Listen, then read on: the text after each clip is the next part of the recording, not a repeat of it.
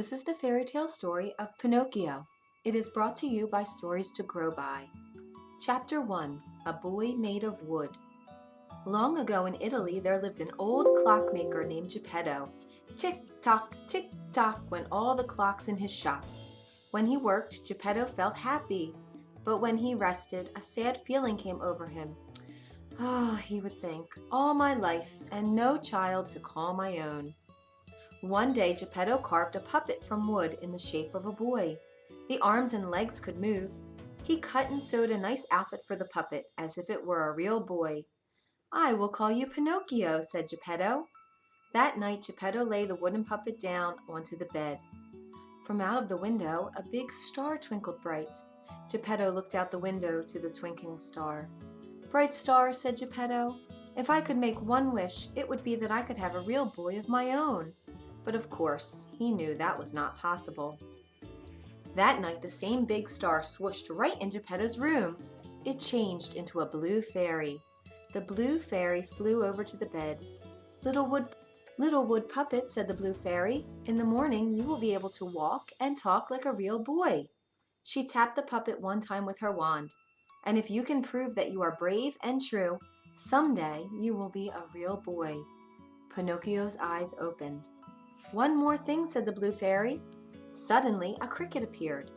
He was dressed mighty fine and could talk. "Meet the cricket," said the blue fairy. "He will stay with you to help you make wise choices." And with that the blue fairy went swoosh and was gone, out of the window and back up into the night sky. When Geppetto woke up the next morning, he said, "I will go take my puppet out of bed." But the bed was empty. "Here I am, father," said Pinocchio from the other side of the room. Geppetto swung around. "What? You can talk?" "Yep, I am Pinocchio, your boy." "How can this be?" said Geppetto in shock. Then he said, but who cares?" He rushed over and swept the wooden puppet into his arms. "Pinocchio, my son," he said in great happiness. Chapter 2. Off to School. One day Pinocchio said, "I want to go to school like the other boys." "Of course," said Geppetto, but he did not have the money to buy school books. Later that day, Geppetto came back home with school books. "Now you can go to school," he said. "But father," said Pinocchio, "where is your warm coat?" With a wave of his hand, Geppetto said, "No need to worry about that. What matters is that you will go to school tomorrow." He did not want Pinocchio to know that he had traded his warm coat to buy him the school books. The next morning, Pinocchio said goodbye to Geppetto. He skipped along the path to school, humming as he went. The cricket rode on his shoulder, happy too.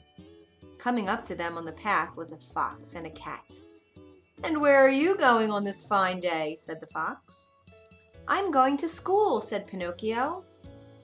"On such a fine day as this," said the fox. "It is much too nice to be stuck inside school. You should come with us to the fair." "Listen to me," said the fox. He put his arm around Pinocchio's shoulder. "Anything you need to know, you can learn at the fair."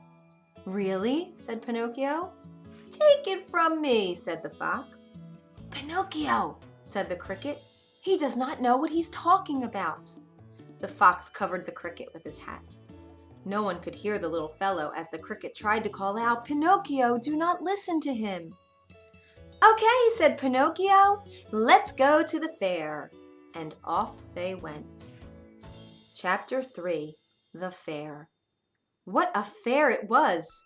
By the gate was a man dressed in white. He called out, come in, right this way, get your tickets here." With a sad look, Pinocchio said to the fox and cat, "I do not have any tickets." A man was selling old things at a table near the gate. He called, "Hey you! Sell me those new school books of yours. That is how you can get some money for tickets." The fair was so bright and colorful and exciting that the next thing Pinocchio knew, he had sold his school books for tickets. "No, Pinocchio, stop!" called the cricket, who finally got out from under the fox's hat. But Pinocchio, the fox, and the cat did not hear him. They were already inside the fair. Chapter 4. The Man Who Ran the Fair. On stage was a puppet show. "I'm a puppet too," said Pinocchio. "I can dance like that." He jumped right onto the stage and started to dance with the other puppets. "Look at that new puppet," someone called. "It has no strings." "No strings," said another. "Amazing." Everyone laughed and laughed. They threw coins on the stage. The man who ran the fair saw coins fly onto the stage. Well now," he said, rubbing his chin, "this puppet with no strings will make me rich." The next thing Pinocchio knew, he was picked up and thrown into a bird cage. In the next moment, the door was locked shut. "Hey, get me out!" called Pinocchio. But the person who had thrown him in just left the room. Only the cricket heard Pinocchio's calls. The cricket ran back and forth in and out of the birdcage, trying to find a way to free the lock, but he could not unlock it. "I am stuck," cried Pinocchio. "How did this happen to me?" Chapter 5. The Nose Grows. All of a sudden, poof! There was the blue fairy. "Please," said Pinocchio, "can you help me?" "Tell me something first," said the blue fairy. "How did you get inside that cage?" "Tell her what happened," said the cricket. "Well," Pinocchio stopped. Could he really tell the blue fairy what had happened? What would she think of him? "I was robbed," said Pinocchio. "Is that right?" said the blue fairy with a frown. Pinocchio's nose began to grow. "Yes, robbed," said Pinocchio. "By 2 mean men. No, I mean 4. The nose grew more. "They took my books, they made me come here, and they threw me into this cage." His nose grew longer and longer, until Pinocchio could see nothing in front of his face but one big giant nose. "Why is my nose so big?" Pinocchio cried out. "Pinocchio," said the blue fairy in a stern voice, "you must know what the truth really is." "I guess so," said Pinocchio. "I wanted to come to the fair. I came here with the fox and the cat." The nose grew shorter. "I had to sell my books to get some tickets." "Had to?" said the blue fairy. "I mean, I decided to sell my books to get tickets," he said. The nose got shorter still. "Then someone put me in this cage," he said. The nose was back to normal. "Good job, Pinocchio," said the cricket. "Well done," said the blue fairy. "Now I will get you out of here." With a wave of her wand, Pinocchio was out of the cage. "Here are your books." And Pinocchio was holding the same new school books in his hands again. "Know this," said the blue fairy. "You are on your own from now on. Make sure you do the right thing next time." And she was gone. Chapter 6. The Coachman. Pinocchio was back on the road to school. A coachman drove up. "Hey, kid, how about a ride?" "No, thank you," said Pinocchio. "I'm going to school." "You will ride faster with me," said the coachman to Pinocchio.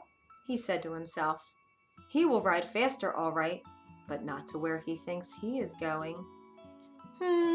All right," said Pinocchio. "I want to get to school right away."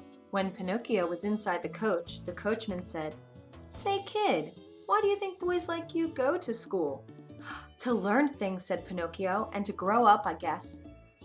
So we can do what we want." "Well," said the coachman, "what if I told you that you could do what you wanted right now?" "Right now?" "Yep. Think of it. Skip the books. Skip the school. Right now, how would you like to have all the candy you can eat?" "All the candy?" "Yep. Ice cream too, of every flavor.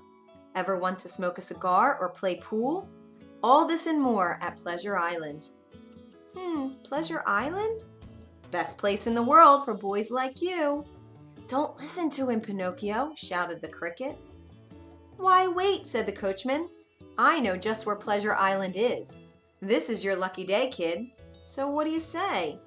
"Let's go there," said Pinocchio. "I'm going to Pleasure Island." "Ugh," said the cricket, waving his arms in the air. "Good move," said the coachman, and he sped off. Chapter 7. Pleasure Island. After a while, the coach stopped.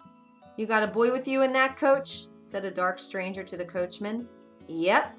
The coachman grabbed Pinocchio and threw him down on the ground.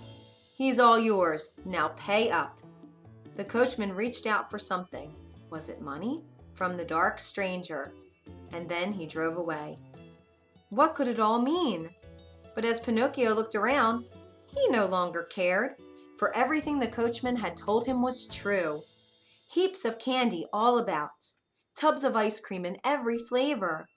Boys like him could eat and play all day. None of them had to work or clean up. There were even cigars if you wanted, and pool tables to play. But after a few days, something was odd. Where did all the boys go? He asked the cricket. All I see now are donkeys, said Pinocchio. I must say, there used to be more boys around here, said the cricket. Just then, one of his ears popped into a donkey ear. Then his other ear popped into a donkey ear too. Oh, cried the cricket, what is happening to you, Pinocchio? I don't know, honk, said Pinocchio. Pinocchio and the cricket saw a line of donkeys led by a dark stranger into a truck. Oh no, said the cricket, now I get it. Boys get turned into donkeys here. Then the donkeys are sold. Pinocchio, we have to get you out of here, fast, while we still can. Let's go, honk, said Pinocchio. His 2 feet had popped into 4. Run, quick, said the cricket. One good thing about Pinocchio's new 4 legs is he could run very fast. Quick, quick, they ran out of Pleasure Island. Soon they were at a dock by the ocean. Please, sir, Pinocchio called out to a man by the dock. I am looking for an old man named Geppetto. Do you know him?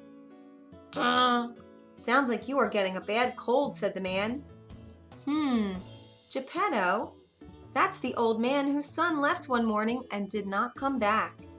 He went out on a boat to look for him. No one has seen the poor fellow since. Oh no, this is all my fault, said Pinocchio. I must look for my father. Pinocchio jumped off of the dock into the ocean. The cricket jumped in too, close behind. Chapter 8. The Whale. Most of Pinocchio was still made of wood, so he could float on the ocean. Father, he called out, paddling the water with his arms. Father! But there was no answer. All Pinocchio could see around him was blue water everywhere. Until, what was that far away? Something was rushing up, something big and very fast. In a moment, a giant whale was upon them. It opened its giant jaws and with one gulp swallowed Pinocchio. Rushing inside with all the seawater tumbled Pinocchio and the cricket. When they came to a stop, they saw that they were in the dark belly of the whale. Are you okay? Said Pinocchio to the cricket. I am fine, said a voice of an old man. Wait a minute, said Pinocchio. Father, is that you? And there was Geppetto. Father, Father, it's me, said Pinocchio. My son, said Geppetto. I thought I was dreaming, and they hugged in joy. Look, said Geppetto as 3 fish swam by. There goes our dinner.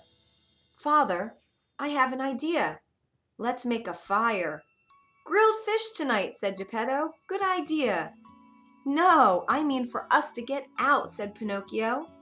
He gathered some driftwood and got a flame going. This is how we can make the whale sneeze, he said. Pinocchio waved his arms over the flame to make a lot of smoke. Soon, clouds of black smoke were rising up. The whale gave a cough. Hang on, said Pinocchio, and then, wham! In one big sneeze, Pinocchio, Geppetto, and the cricket flew out of the whale's mouth, rolling over and over in the seawater. At last, they rolled up onto the shore. Pinocchio! Geppetto rose to his feet. The cricket was there beside him. But where was Pinocchio? And then they found him. Pinocchio was face down, his head in a puddle. Pinocchio! They were too late. Geppetto and the cricket wept over Pinocchio, the boy puppet, who lay still in the water. And then, in a flash, who was there but the blue fairy? Pinocchio, she said, you saved your father. You have proved that you are both brave and true. She tapped his head with her wand. And now you will be a real boy. Pinocchio woke up. He looked at his soft arms and soft legs. Father, he cried out, look, I am a real boy. That you are, cried Geppetto. The blue fairy turned to the cricket. "Come," she said, and in a flash the two of them were gone. And Pinocchio and Geppetto lived many long and happy years together. The end. If you enjoyed this story, you can find more at storiestogrowby.org.